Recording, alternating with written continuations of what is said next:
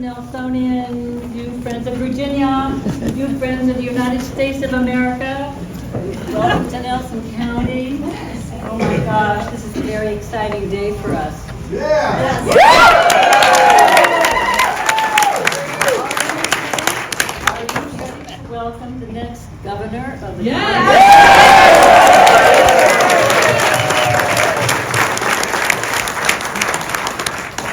So we here in Nelson have been working very hard to elect Abigail and also to support all of our candidates, our local candidates, state candidates, anybody else who's running, who's a Democrat. In fact, we have a couple of candidates here today. Sam Soger, who's running for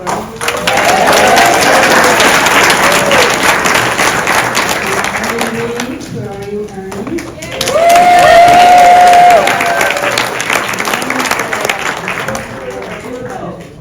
I would just like to have a real shout out to our local candidates. These are people who are willing to stand up and take whatever comes at them, and campaigning is an extremely hard thing to do. So I just want to really give a shout out to you. I would like to say that we have 1 week to get the vote out, and none of us can afford to sit around on our butts. Everybody can do something, whether it be talking to a neighbor or just making a phone call to get out the vote. So whatever it is you can do, just go do it. Yeah.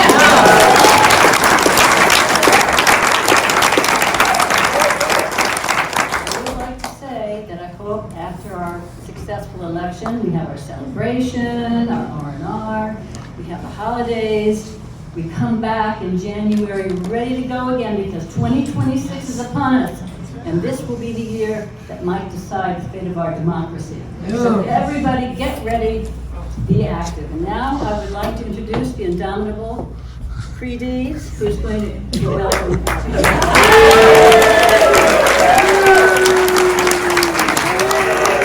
Okay, how many people have already voted?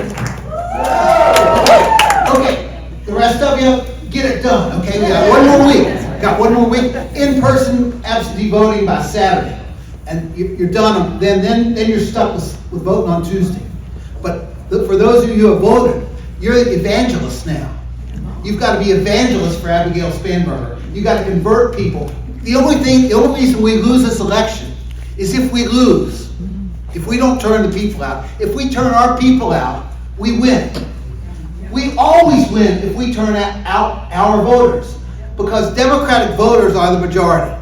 The majority of people, working people, are Democratic voters. Sometimes they don't know it, but they are. Abigail Spanberger put Virginia first every single day. She will work hard to make sure the cost of living for every Virginian goes down. She will work hard to make sure that our school system in every corner of the Commonwealth gives children an opportunity to succeed and prosper. She will work hard to build a healthcare system that's inclusive, that serves people in every corner of the Commonwealth, that serves all Virginians. She will work hard to keep our communities safe and to make sure they're prosperous. We have so much to do this year and so much to be thankful for. Isn't she a great candidate? Yeah.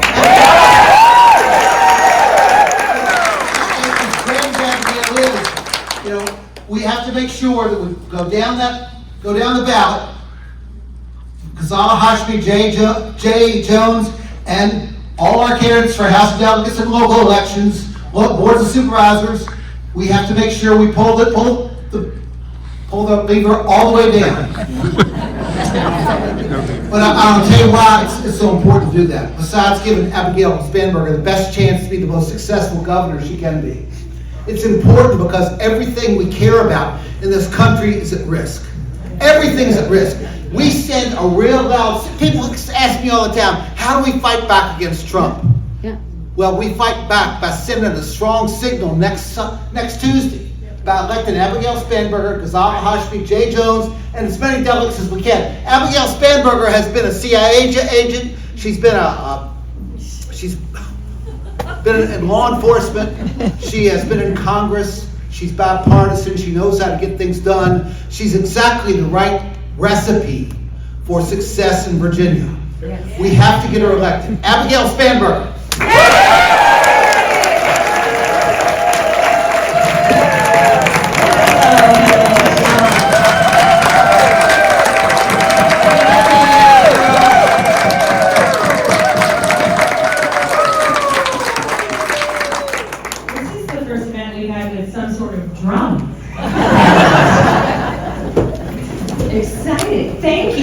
Thank you, thank you, thank you. I just want to say thank you to Senator Deeds. Thank you for everything that you have done for Virginia, the advocacy, the legislating, the leadership that you have shown for years and years. You are an example.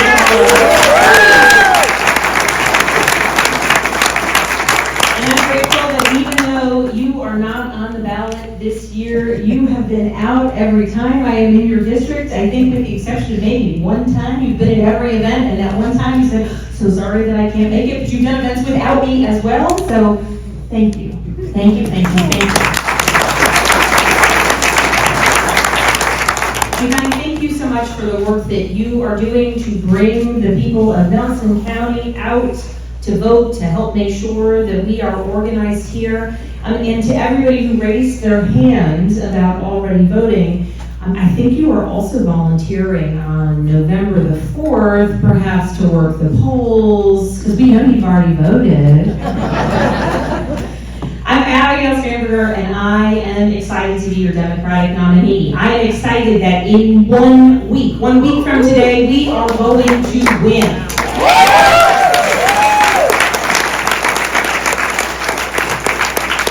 And we are going to win here in Virginia because we are bringing people out all across our communities to talk about the issues that are important.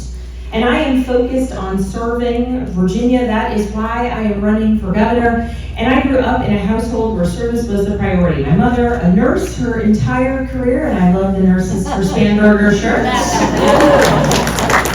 And my dad was an Army veteran and then a career law enforcement officer, and throughout my whole childhood, they always talked about the importance of service to community and service to country. My dad would say there's no higher calling than service to country. And I followed in his footsteps directly, first as a federal agent working narcotics and money laundering cases, and then as a CIA officer, where I worked undercover my whole time with the agency, focused on keeping the American people safe, focused on thwarting terrorist efforts and understanding the threats of nuclear proliferation. I loved it. It was a mission that I believed in. It was a job that I loved, and it was an adventure. And in 2014, my husband Adam and I and our daughters were living on the West Coast after having spent a number of years overseas with my job. And we were bidding on our next location. And as is the case with CIA, you bid on a variety of jobs and they send you somewhere. And so we pulled out a globe and said to our oldest daughter, at the time she was 5, where should we go next? Where should we bid? What do you think?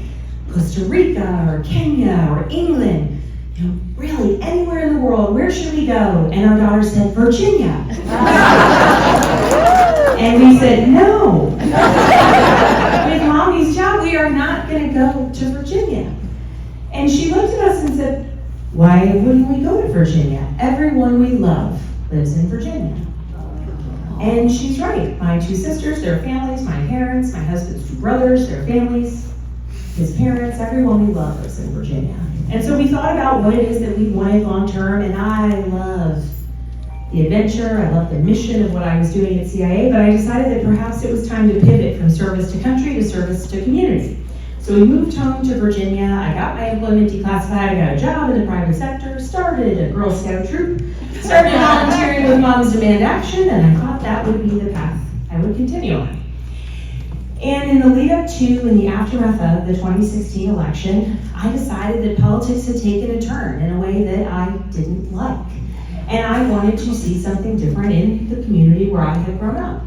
And as I watched my member of Congress vote to take health care away from hundreds of thousands of Virginians, I decided that perhaps he did not deserve the honor or the responsibility of representing our community anymore. No. And though our district hadn't elected a Democrat since 1968, and though my predecessor had won by 15 points, I knew if we brought people together, focused on principled leadership, focused on having someone solely working for the people, trying to address the issues across our district, that we could win, because I knew there would be a lot of people that just didn't know they wanted to vote for a Democrat. And that if we worked hard along the way, we could earn enough votes to win. And so I headed off to Congress after we won, and I worked hard to deliver for my constituents. And I am proud of the fact that when I was in Congress, I was rated as the most bipartisan member of the Virginia delegation. Because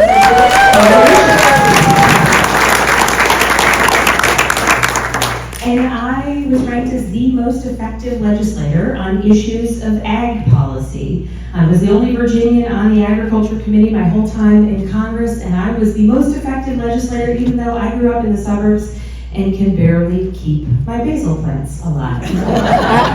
But what I focused on was understanding the challenges impacting the communities I represented, rural and agricultural, suburban and more urban, and worked to pursue policy that would make an impact on them, their livelihoods, and our communities. And in 2023, I decided that I was going to run for governor because I wanted to continue serving Virginia. But I had watched from afar that in Richmond, they can move legislation quickly. In Richmond, a bill goes through the House, the Senate, vice versa, then it goes to the governor, and so quickly it's impacting people's lives. I had seen that, in fact, the choices made by a gubernatorial administration can impact communities substantially, for good or for bad. And I wanted to ensure that I could work with urgency on behalf of the people that I had served in Congress. And so I launched my campaign for governor, started campaigning across Virginia, and started hearing all of the same concerns. Sometimes different in how people talked about them, but always the same in terms of the impact. Issues of affordability in housing, healthcare, and in energy. Issues of worry related to our kids and their schools, whether it was aging school infrastructure or challenges recruiting and retaining teachers. Worries about what was the direction of the economy in Virginia, where some communities are seeing people move out and some communities are not seeing enough job growth to support those coming in. And so sometimes the issues would be different in the details, but the overarching issues were the same. Virginians want our Commonwealth to be on path towards having the strongest public schools in the entire nation.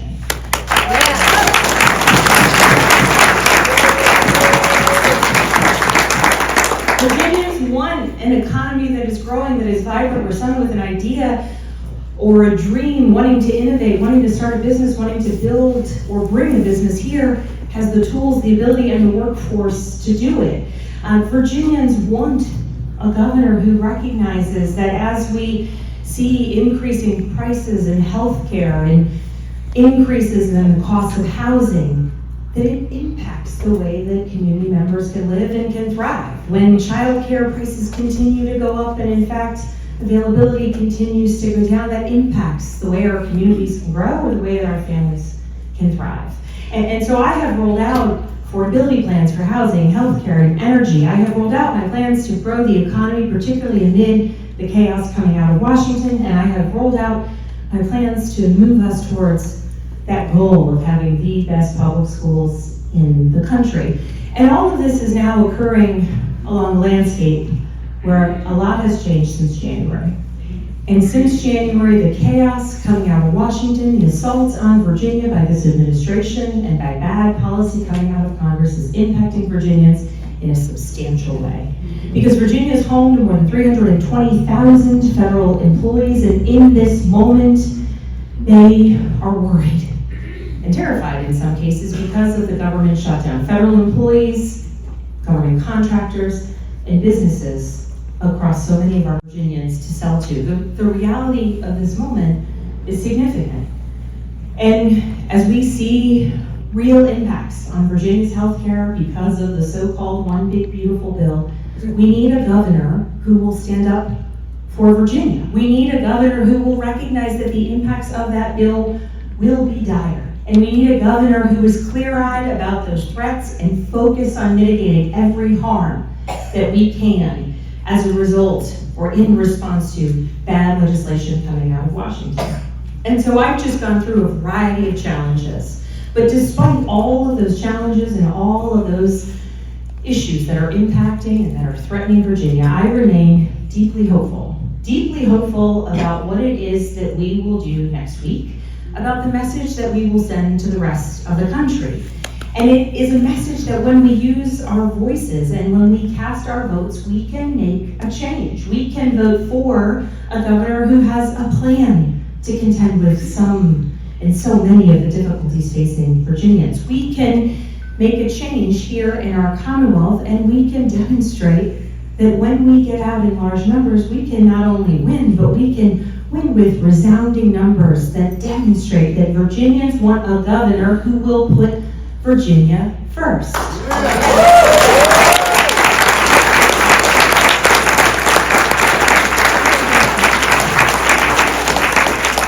And in every corner of Virginia, in all 100 of our House of Delegates seats, we have people running for the House of Delegates. In 100 out of 100.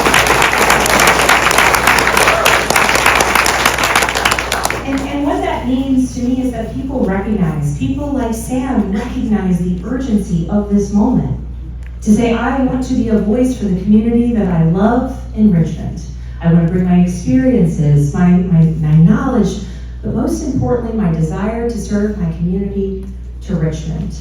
And the act of doing that in every corner of Virginia is, frankly, it's inspiring, but it also speaks to the urgency of this moment where people know that they want to take a step towards progress, they want to move away from the chaos and the division thrust upon us by Washington, and they want to send a clear message that we are not only rejecting that chaos and that division and that bad policy, but that we are moving towards a much better future where we are working to lower costs, strengthen schools, and make our communities stronger.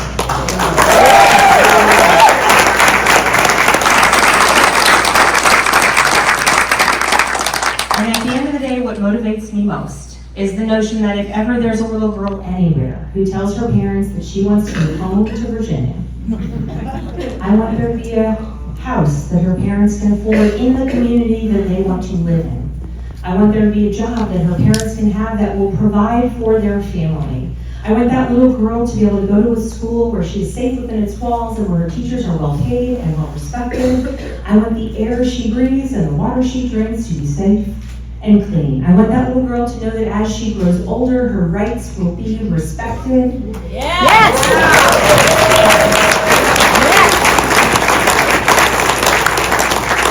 And I want that little girl to know that every opportunity is hers because the community around her worked hard to make it so. That is the Virginia that I believe in. That is the Virginia that I am working towards.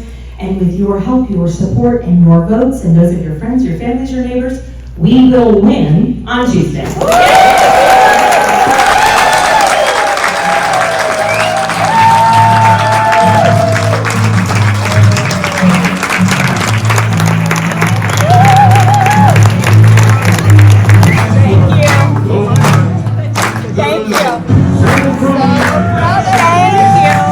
Thank you.